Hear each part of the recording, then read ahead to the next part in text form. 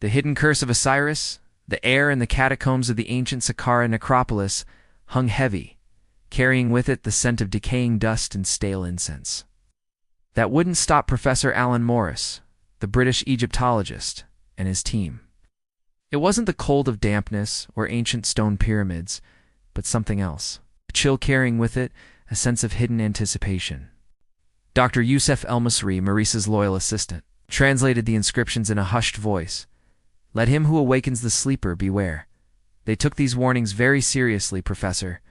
They never joked about the underworld. "Let him who treads upon land not his own beware. For the curse of Osiris shall befall him, and he shall find no escape." They were on the verge of unearthing a tomb untouched for millennia, a tomb belonging to a high-ranking Osirian priest whose name had recently appeared on a newly discovered papyrus.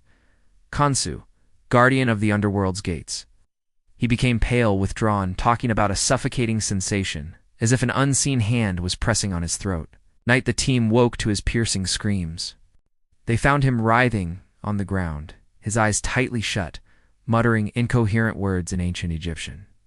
When he regained consciousness, he remembered nothing, but he had strange bruises on his neck. As the floodlights illuminated the deeply carved hieroglyphs on the walls, Morris's team felt a strange chill creep into their bones. But even he began to feel a prickle of doubt. Visual hallucinations plagued him. He saw flashes of apparitions moving swiftly across his peripheral vision. Maurice chuckled softly. "Just traditional warnings, Youssef?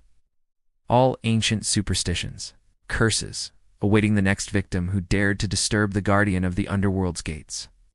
For some secrets, even if buried beneath the sands of time, are best left that way."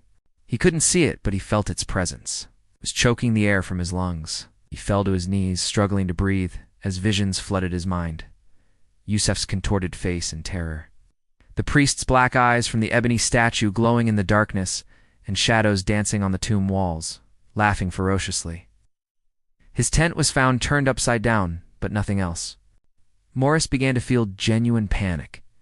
This was more than just exhaustion. He was sitting motionless inside the tomb, staring into space with wide eyes, no longer showing any spark of life. The small ebony statue was missing, and although they found no wounds on him, there was a strange mark on his neck, as if something had pressed hard against it. But Youssef was rubbing his arm nervously. "You are now mine. You will be the new guardian of my gates." He held his floodlight, shining it into every dark corner.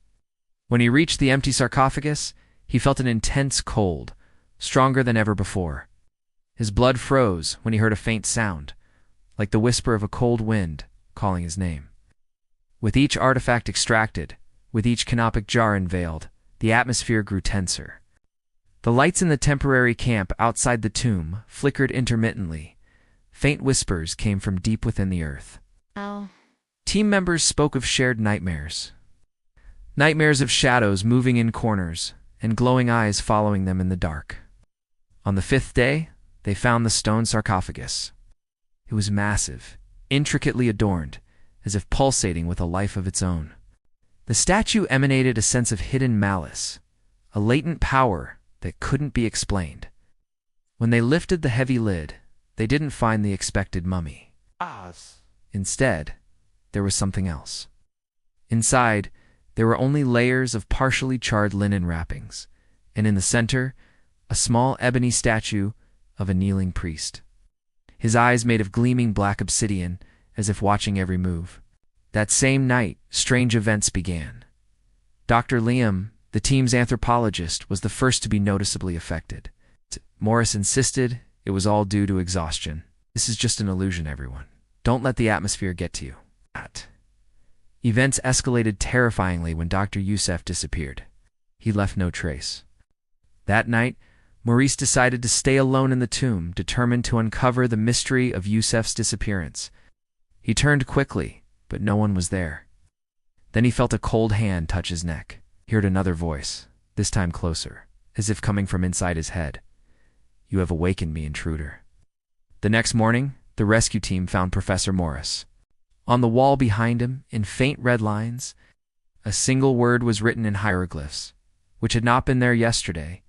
Khonsu Dr. Youssef was never found, and the tomb of Khonsu was sealed once more, closed off with secrets.